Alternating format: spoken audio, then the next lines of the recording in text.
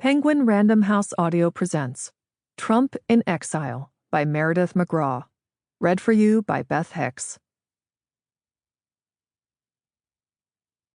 So we beat on, boats against the current, borne back ceaselessly into the past. F. Scott Fitzgerald, The Great Gatsby. Contents. As you will see, each chapter has been titled after a favorite song of Donald Trump's, one that has been a part of his campaign playlist for years. But the dozens of songs on Trump's playlist are not just a deafening backdrop at his rallies. They make up the soundtrack of Trump's daily life. While out on one of his golf courses, Trump will pull out his iPad to play his latest favorite song. And when at dinner on the patio at Mar-a-Lago, Trump will scroll through Spotify to play DJ for his guests. He sticks mostly to a playlist ranging from Andrew Lloyd Webber's Broadway hits to songs by Elvis Presley, Elton John, and the Rolling Stones. It's a chaotic mix of classics that everyone knows but that are rarely found on the same playlist, like Luciano Pavarotti's performance of Nessun Dorma and Kid Rock's All Summer Long. The songs are at once pugnacious and comforting, celebratory and nostalgic, but always jarring when put on shuffle. Many artists have issued cease and desist letters to Trump and his campaign after learning that their songs are being blasted at MAGA rallies, but Trump and his campaign have ignored their pleas.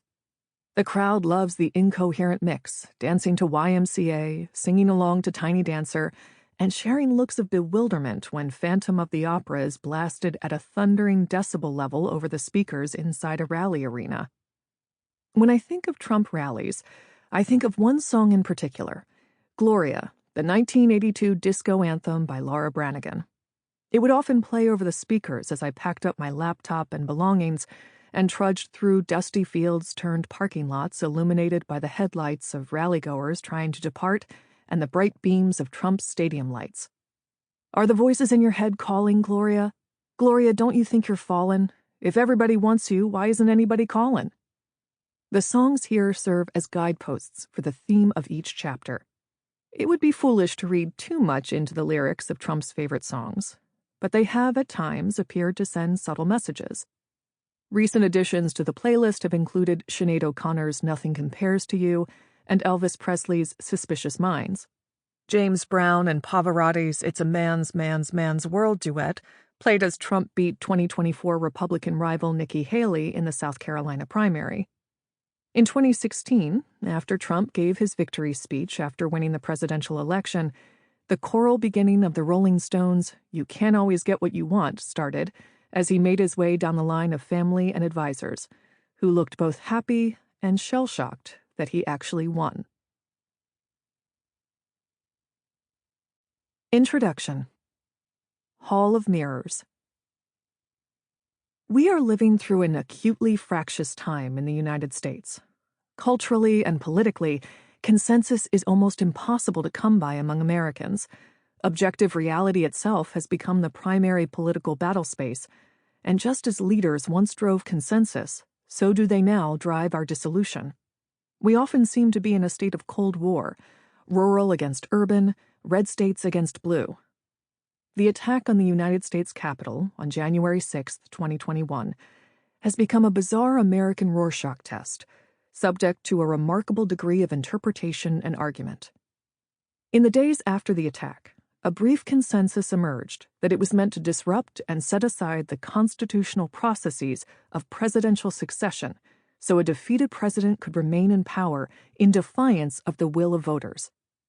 But over the following months, despite that initial revulsion and an astonishing amount of video evidence leaving no real confusion about the facts of the day, January 6th has been subject to a remarkable degree of interpretation and argument. An alternate theory from a different universe holds, with no evidence whatsoever, that the presidential election of 2020 was somehow stolen, and that the attackers of January 6th were not the constitutional vandals that they appeared to be, but were rather constitutional defenders. Americans have taken refuge in their separate, siloed realities in spite of our initial clarity about the attack. The villain becomes the hero, the criminal becomes the political prisoner, and just like that, reality becomes not shared facts that we broadly agree on, but a version of events to which one subscribes. At the center of this battle between reality and its alternate sits Donald Trump, who was President of the United States on the day that the Capitol came under siege by a sizable group of his loyalists. In Trump's farewell address at the White House, he said that all Americans were horrified by the assault on our Capitol. Political violence is an attack on everything we cherish as Americans. It can never be tolerated, he continued. But since then, his rhetoric has changed. He has described January 6th as a beautiful and perfect day, and the participants of the attack as loving and patriotic. He has promised to pardon many of the rioters if he becomes president again. A recording of January 6th defendants singing the national anthem, as images of them storming the Capitol were displayed on screen, kicked off Trump's first rally of 2024 in Texas. He has called his former vice president, Mike Pence, whom he tried to pressure to overturn the results of the election, delusional and not a very good person. The two have not spoken in years, and Pence declined to endorse his former running mate. For 4 years, we had a close working relationship. It did not end well, Pence wrote in his memoir.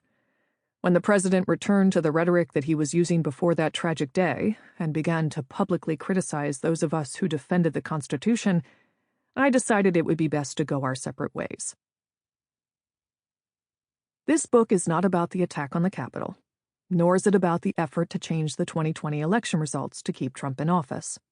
Rather, this book is a chronicle of the 30-month period of Trump's exile to his mansion in South Florida that those events set in motion, the years 2021, 2022, and much of 2023.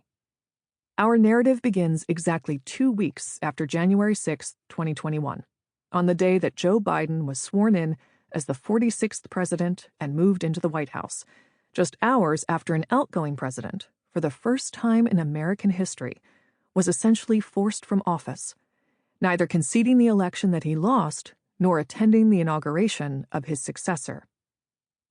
Since retreating to Mar-a-Lago, Trump has continued to maintain that he was deprived of re-election as the result of massive vote fraud in several states, assertions for which there is no evidence whatsoever. That belief is now held by a majority of Republican voters, according to polling data. During his term in office, Trump would often project the belief that the well-being of the American people was inextricably intertwined with his own well-being, the personalization of presidential power, heretofore anathema in American politics. In Exile, that impulse has been supercharged with the grievance of an allegedly stolen election.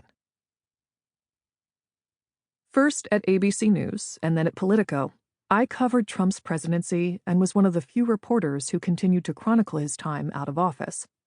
I have been to Mar-a-Lago over 6 times, have traveled with Trump on Air Force One and his private plane, and have gotten to know the people and organizations who contributed to his return.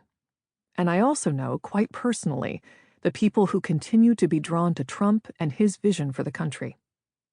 In this book, we take a close look at Trump's time out of the White House and go inside the pink stucco walls of Trump's beachside mansion, where Trump has rarely been challenged by the outside world or reminded of the fact that he was, at least when he arrived back in Palm Beach, a significantly diminished figure. There are no parallels to this moment, although Trump's arrival in South Florida was immediately fashioned by commentators as a kind of modern-day Napoleon at Elba moment. At Mar-a-Lago, with its grandiose architecture copied from palaces in Venice, hand-carved ceilings, tapestry-lined walls all sparkly from the glow of sofa-sized chandeliers and gold candelabra like a modern-day Versailles, Trump was a self-described king of Palm Beach, looking to come back to power as he watched the Biden administration's poll numbers slide thanks to high inflation and Biden's handling of the Afghanistan withdrawal. Mar-a-Lago and the ritzy enclave of Palm Beach were essential to Trump's myth-making and his grand designs to return.